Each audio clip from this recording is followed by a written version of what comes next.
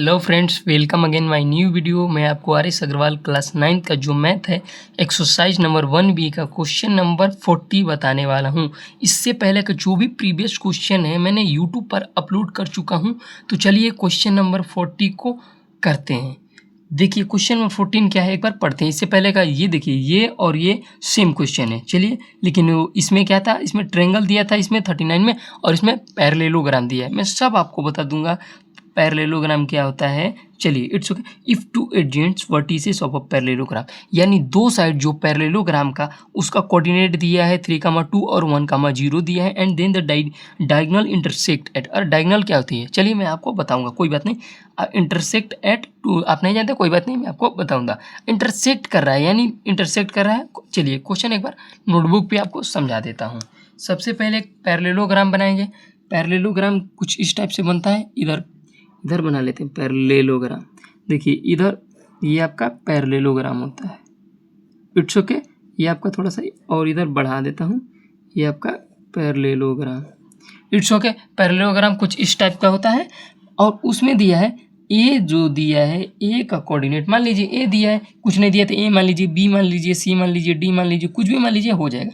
और ये आपका जो दूसरा दिया है इसको बी मान लेते हैं, वो 1,0 दिया। इसको हम सी मान लेते हैं, इसको फाइंड करना है तो इसको अभी छोड़ दे। इसको मान लेते हैं x1 और इसको y1 मान लेते हैं, और इसको डी को x2 मान लेते हैं और इसको y2। ऐसा क्यों माना मैं आपको अभी बता रहा हूँ क्यों माना ऐसा। ये देखिए, समझिए बात।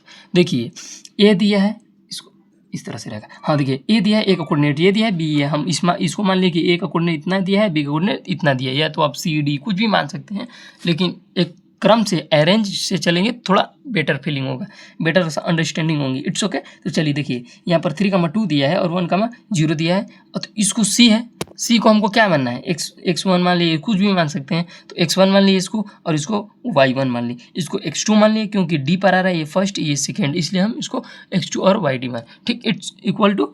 अब देखिए अब क्या करना है हमको, अब समझिए बात।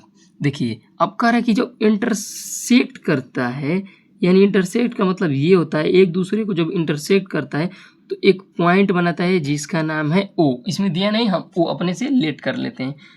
It's okay. तो चलिए, और उसका कोऑर्डिनेट दिया आपका 2,-5। क्या हम मिड पॉइंट से निकाल सकते हैं क्या? चलिए वही क्वेश्चन अप्लाई करते हैं। वही देखिए, ए और बी हम मान लेते हैं, बी डी है, ए बी कर रहे हैं, सॉरी। ए बी और D is a line segment. एक बार समझा दूंगा, इंग्लिश में भी जो लिखा हूँ। Where O is mid point, वो है, जीरो मत मान लेना, वो इज मिड पॉइंट। अब क्या मिड पॉइंट का फॉर्मूला लगा के हो गया। अब देखिए अब कैसे करेंगे इसको। देखिए x2 प्लस इसको 1 करेंगे, x1 को जोड़ेंगे इक्वल्स टू, मिड पॉइंट का यही फॉर्मूला था, x2 और प्लस x1, ये इसको मान लिए, और अपन में 2 रहता है, इक्वल टू में कितना है, x1 पे ये 2 है, इसलिए x2 प्लस x1, और ये आपका 2 जा 4 क्रॉस मल्टीप्लीकेशन हो गया। तो x2 इक्वल्स टू, अब 4 इधर ही रहेगा, अब ये इधर प्लस में है तो इधर आ गया तो आपकी माइनस में हो जाएगी। तो x2 इक्वल्स टू माइनस, और ये आपका 3 हो गया ना। तो x2 की वैल्यू तो मैंने निकाल दी, x2 की वैल्यू निकाल दी। अब चलिए y2 की वैल्यू निकालते हैं। आप देखिए y2 प्लस 0, ये आपका y2 प्लस 0 अपॉन में 2 इक्वल्स टू -10 दिया है, अरे -10 करें, सॉरी -5 दिया है। तो देखिए y2 इक्वल्स टू 0, और इसका करेंगे क्रॉस मल्टीप्लिकेशन, ये आपका -10 हो जाएगा, और y2 इक्वल टू 0 माइनस, कोई फ़र्क पड़ने वाला नहीं है।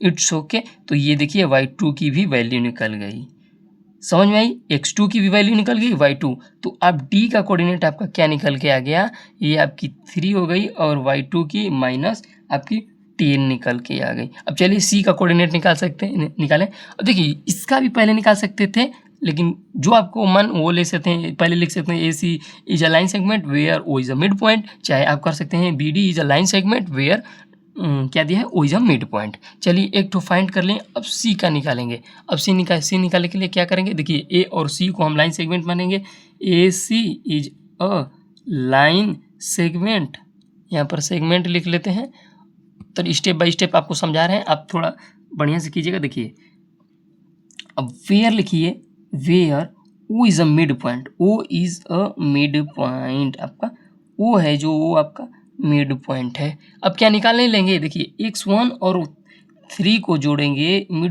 मिड पॉइंट का फॉर्मूला कहता है कि x1 और x2 को जोड़ते हैं, अपॉन में 2 रखते हैं, तो ये आपका मिड पॉइंट का फॉर्मूला क्रिएट होता है। तो अब देखिए इक्वल टू पे क्या दिया, आपका 2 दिया है, इक्वल टू 2 x1 प्लस 3 यहीं पर रहेगा और cross multiplication 4, x1 equal to 4 comma minus में चला जाएगा, इधर प्लस में है तो x1 प्लस ये आपका 1 हो जाएगा। अब x1 इक्वल टू आपका 1 दिया है, समझ में आ गया। x1 भी फाइंड कर रही है, अब y1 फाइंड करेंगे जस्ट लाइक। अब देखिए उसी तरह देखिए क्या दिया आपका, y1 प्लस y1 और y2 को प्लस करते हैं, अपॉन में 2 रखते हैं, इक्वल टू -5 दिया है। It's okay. तो देखिए अब क्या, y1 प्लस y2, अब ये आपका क्रॉस मल्टीप्लिकेशन -10, और यहाँ पर कुछ लिखे नहीं है y1 की वैल्यू, अरे यार भूल आ गए। देखिए y1 क्या है, ये आपका y1 फाइंड करना है और y2 के जगह पे आपको 2 रखना है, ये आपका 2 होगा, ये आपका 2 होगा, समझ में आया।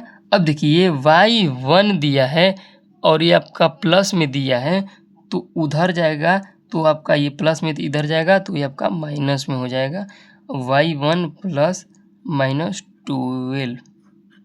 कैसे निकाला, थोड़ा सा इधर मिस्टेक हो गया क्योंकि मैंने y को क्या लिख दिया, y2 लिख दिया, यहाँ पर 2 होगा तो मैंने y2 लिख दिया, तो यहाँ पर 2 होगा।